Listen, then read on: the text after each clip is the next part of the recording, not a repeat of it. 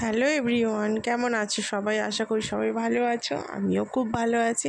আমি নীলাঞ্জনা নিয়ে এসেছি তোমাদের কাছে নতুন একটা ব্লগ। তো তোমরা সবাই ভালো আছো তো? প্লিজ আমাকে কিন্তু কমেন্ট করে জানিও। অনেক দিন পর পর ব্লগ শেয়ার করছি, কিছু করার নেই। এখন এতটাই চাপ বেড়ে গেছে যে কি বলবো, আমি সময় করে উঠতে পারছি না এডিট করা। আর যেহেতু আমাকে একা হাতেই সমস্ত কিছু করতে হয়, ওই জন্য সত্যি কথা সময় করে উঠতে পারছি না। তো বাবুকে সকালবেলা স্কুল পাঠিয়ে দিয়েছি। স্কুল পাঠিয়ে দিয়ে আর শুইনি, কারণ শুলে না বড্ড দেরি হয়ে যায়। আর মানে এত তাড়াহুড়ো করতে হয় যে কি বলবো। ওই জন্য আর শুলাম না। তোমাদের দাদার জন্য টিফিন পাঠাতে হবে। তো ঘুগনি হয়েছে সকালবেলা, মা রাত্রিবেলা কড়াই ভিজিয়ে রেখে দিয়েছে। টিফিনে ঘুগনি, পাপি খাবে রুটি, আর তোমাদের দাদার জন্য পাঠাবো মুড়ি। তো ওই যে ঘুগনিটা দেখো করে ফেললাম সকালবেলা, বাবুকে পাঠিয়ে দিয়ে এদিকে মা কড়াই সেদ্ধ বসিয়ে দিয়েছিল, তারপরে আমি সমস্ত কিছু করে ফেললাম। তো ওর টিফিনটা পাঠিয়ে দিলে একদিকে কি সুবিধা হয় বলো তো, আমাদের মানে বাবুকে নিয়ে আসতে বাপির টিফিন খেয়ে যেতে যেতে প্রায় 11টা থেকে 11:30 বেজে যায়। ওই জন্য তাড়াহুড়ো করতে হয়। আর ওর টিফিনটা পাঠিয়ে দিলে আর সেই তাড়াহুড়োটা করতে হয় না বাপিকে। তো দেরি করে গেলেও কোনো অসুবিধা হয় না। তো ওই জন্য ওর টিফিনটা আগে পাঠিয়ে দিই। কারণ কি বলো তো, অনেকটা ভোরে ওঠে, খিদেও পেয়ে যায়। আর আমরা খেয়ে নেবো, ও খাবে না, মনটাও কীরকম লাগে। ওই জন্য তাড়াতাড়ি করে টিফিনটা করে দেওয়ার চেষ্টা করি। তো দেখো টিফিনটা পাঠিয়ে দিলাম, ঘুগনি করে দিলাম, মুড়ি, ওর জন্য ঝুরি ভাজা, আর একটুখানি পেঁয়াজ কুচিয়ে দিলে ও তৃপ্তি করে খেয়ে নেবে। তো সেটাই করে দিলাম। তো ঘুগনিটা তাড়াতাড়ি করে দিলাম। তো মুড়িটা এবার দিয়ে দেবো। আর যেহেতু কদিন পর বাবুর পরীক্ষা, আর একটুও যেন সময় করে উঠতে পারছি না। মনে হচ্ছে কি বলো তো, আরেকটু বেশি ওকে পড়ালে বেশি ভালো হতো, ওকে আরেকটু সময় দিলে মনে হয় বেশি ভালো হতো। এটাই মনে হচ্ছে বারবার, জানো তো। কারণ কি বলতো, একটু চোখের সামনে থেকে সরে গেলে আর ছেলেটা পড়তে চায় না। এত বদমাইশ হয়ে গেছে, যত বড় হচ্ছে তত যেন দুরন্ত হয়ে যাচ্ছে।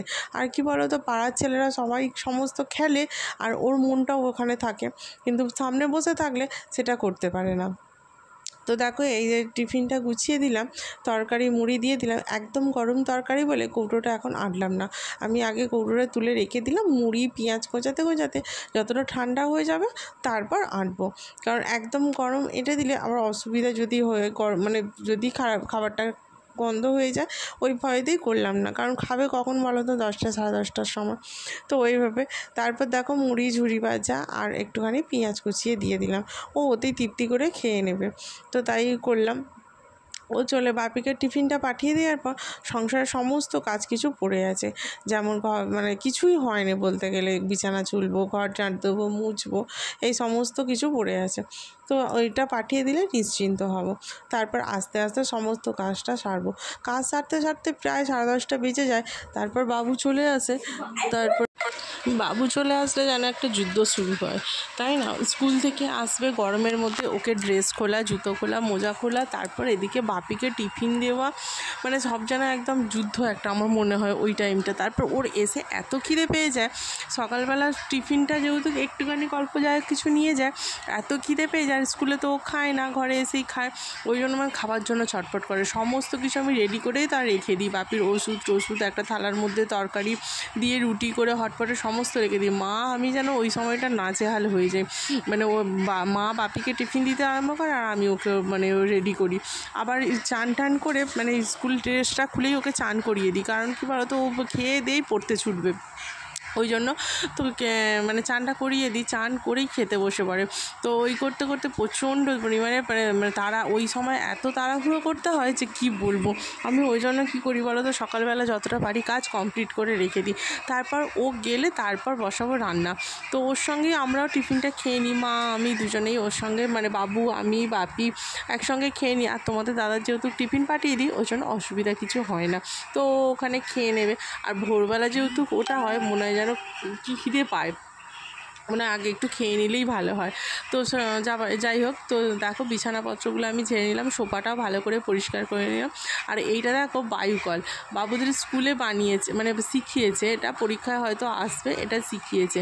তো ওরা বানিয়েছিল, ওই জন্য তুলে রাখলাম, দেখতেও বেশ ভালো হয়েছে। যা ওই জন্য তুলে রাখলাম, ফেললাম না। তারপর দেখো ঘরগুলো ভালো করে পরিষ্কার করে ঝাঁট দিয়ে নিলাম। আর ঘরে যে কোত্থেকে এত ধুলো আসে মাথায় ঢোকে না, যেন মনে হয় কত কাল আমি ঘর ঝাঁট দিইনি, মুছিনি। মুছিনি। তো খাট টাটগুলো রোজের মোছা সম্ভব হয় না, তো আস্তে আস্তে ওই জন্য যখন সময় থাকে তখন একটু একটু করে টুকটাক করে মুছে নিই। আর দেখো ভালো করে ঝাঁট দিয়ে দিচ্ছি। ঝাঁটটা ভালো করে দিয়ে দিলে মুছতে খুব বেশি টাইম লাগে না, তাড়াতাড়ি হয়ে যায় আর ঘরদোরটা পরিষ্কারও লাগে, অসুবিধা কিছু হয় না। তো ওই জন্য আমি ঝাঁটটা আগে দিয়ে দিচ্ছি। আর তোমরা তো জানো আমাদের বাড়িতে নতুন সদস্য এসেছে, তোমাদের আগে অনেক ভিডিওতে আমি দেখিয়েছি, মানে মুরগির বাচ্চাগুলো মা নিয়ে এসেছে, তাদেরকে ছেড়ে দিলে গোটা ঘরে পটি করছে, যে এত পটি করছে যে কি বলবো, প্যাচ প্যাচ করে চারিদিকে পটি করেই যাচ্ছে। তো এমনি চারিদিকে নড়নড় করে, দেখতে ভালো লাগে। সব সময় অবশ্য ছাড়া থাকে না, খাঁচার ভেতরেই থাকে, সকালের দিকটা একটু করে ছাড়া হয়। তো যাই হোক ঝাঁটটা দিয়ে দিচ্ছি। দেখো কত ধুলো বেরোচ্ছে, দেখতে পাচ্ছ, মনে হচ্ছে না কত কাল ঝাঁট দেওয়া হয়নি। আর রাস্তার ধারে যেহেতু বাড়ি, মানে ওই জন্যই মনে আরও বেশি ধুলো হয়। আর গরমকালে যেহেতু এমনি চারিদিকে শুকনো থাকে, তো তারই জন্য মনে হয় এত ধুলো হয়, জানি না কি করবো। আর সবসময় জানলা দরজা এঁটে থাকতেও ভালো লাগে না, তাই না বলো? আমি তো পারি না।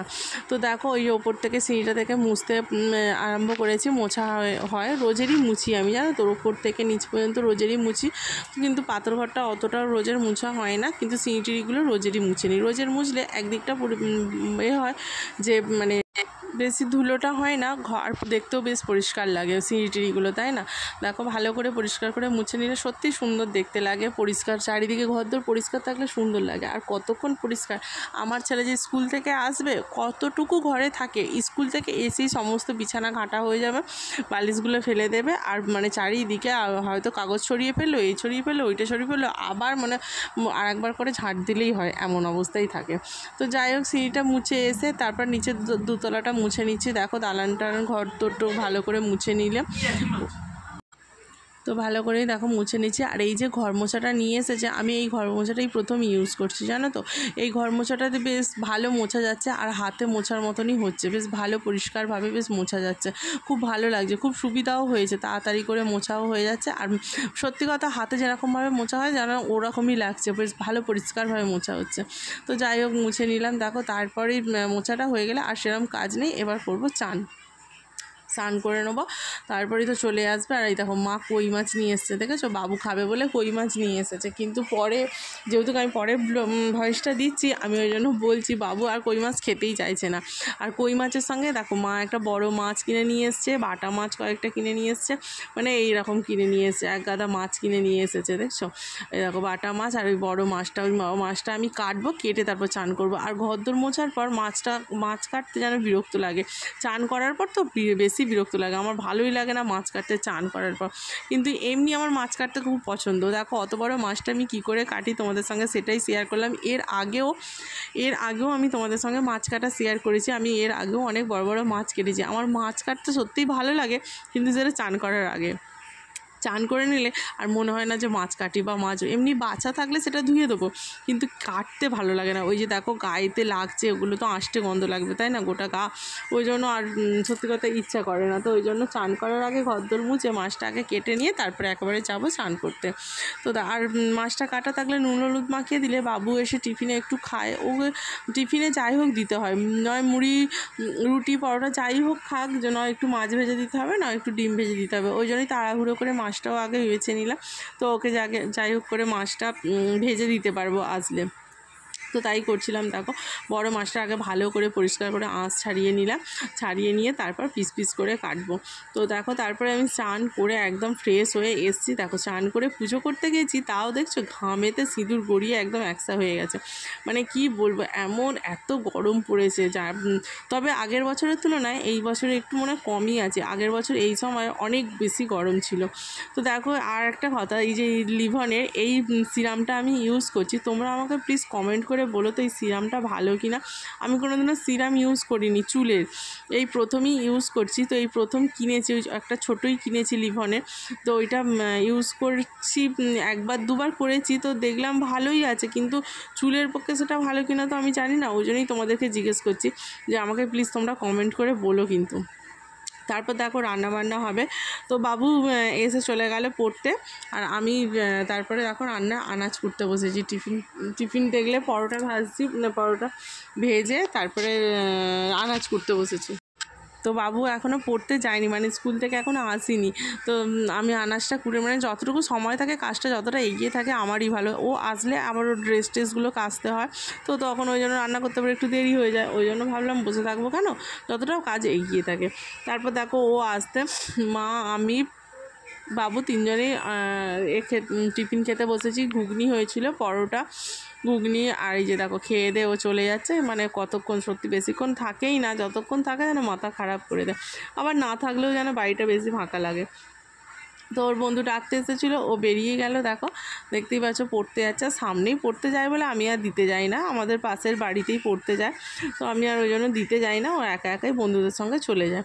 তারপরে দেখো সারাদিন কেটে গেল। আমি সারাদিনে আর সেরকম কিছু হয়নি, রান্নাবান্না করে নিয়েছিলাম, খাওয়া দাওয়া করে রোজের যেমন থাকে, তো ওই জন্য তারপরে এলাম সন্ধেবেলা দেখো মা আলু ভাজছে, আর বাপির শরীরটা খারাপ বলে বাপিকে একটু চিড়ে ভেজে দিচ্ছে।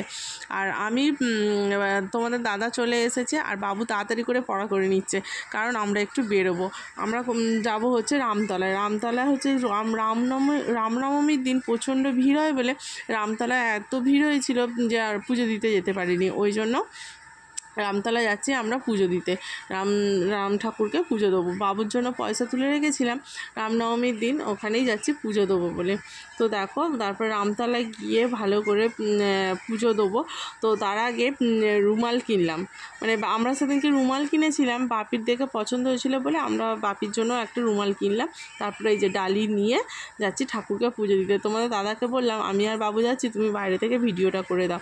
তো দেখো ওখানে ঠাকুরের থেকে ভিডিওটা করে দিচ্ছিল ও, আর এই দেখো আমি আর বাবু পুজো দিচ্ছিলাম। তবে ওখানে পুজো দেওয়ার সিস্টেমটা খুবই বাজে লাগলো জানো তো, সঙ্গে সঙ্গেই ফুল চোখের সামনে দেখতে পাচ্ছি, ফুল আর ওই ফুলটা আবার দোকানে চলে যাচ্ছে, তো ওই ফুল দিয়েই আবার অন্য কেউ হয়তো পুজো দেবে, এরকম সিস্টেম আমার ঠিক ভালো লাগলো না জানো তো। যাই হোক ঠাকুরকে তো মন থেকে তো পুজো দিতে হবে, এটা আমি ঠাকুরকে ডাকলাম, সে যাই হোক তুমি ভালো রেখো সবাইকে, এটাই অনেক। তারপর মেলাটা দেখলাম, মেলা মানে আশপাশে কয়েকটা দোকান বসেছে, ওটা 12 মাসই থাকে, ওটা দেখে ঘুরে। আর তোমাদের দাদার মনটা ওখানে ঠিক মানে নে বলে আবার এখানে ভালো করে মালা কিনে আবার এখানে একবার করে পুজো দিল। ও আর বাবু দুজনে মিলে গিয়ে পুজো দিয়ে টিপ পড়লো ভালো করে ঠাকুরের কাছে পুকুরে। এই যে দেখো টিপ পড়ছে বাবু, পরে আমরা সবাই মিলে একটা সেলফি তুললাম। বাবু তো কিছুতেই ছবি তুলতে চায় না, আমি আর তোমার দাদা একটা সেলফি তুলে আর ওকে ডাকছি কখন থেকে আয় একটা সেলফি তুলবো, ও আর তুললো না। তারপর ঘরে চলে এসেছি, দেখো ঘরে চলে এলাম। ঘরে এসে না, যেহেতু সকালে একটু ঘুগনি ছিল আর মা নিয়ে এসেছিলো পাওভাজি পাউরুটি, তো ওই পাওভাজি পাউরুটিটাকে বাটার দিয়ে ভেজে তো পাওভাজি হয়ে গেল, ঘুগনি দিয়ে খেয়ে নিলাম, তো ভালোই খেতে লাগছিলো। ঘরে এসে তো দেখো ভালো করে ভেজে সবাই মিলে খেলাম, তো ভালোই লাগছিলো খেতে। খাওয়া দাওয়া করে শুয়ে পড়েছিলাম। তো তোমাদের ভিডিওটা কেমন লাগলো আমাকে প্লিজ তোমরা কমেন্ট করে জানিও। হয়তো রোজের এখন ব্লগ শেয়ার করতে পারছি না, কিন্তু তোমাদের কাছে প্লিজ রিকোয়েস্ট আমার পাশে থেকো, আমার সাথে থেকো। তো এইভাবেই আমাকে ভালোবেসো, আর আরও নতুন নতুন ভিডিও তোমাদের কাছে আনার আমি চেষ্টা করব। সবাই ভালো থেকো, সুস্থ থেকো, সাবধানে থেকো, আর প্লিজ আমার চ্যানেলটি সাবস্ক্রাইব করে দিও। ফেসবুক থেকে দেখলে পেজটি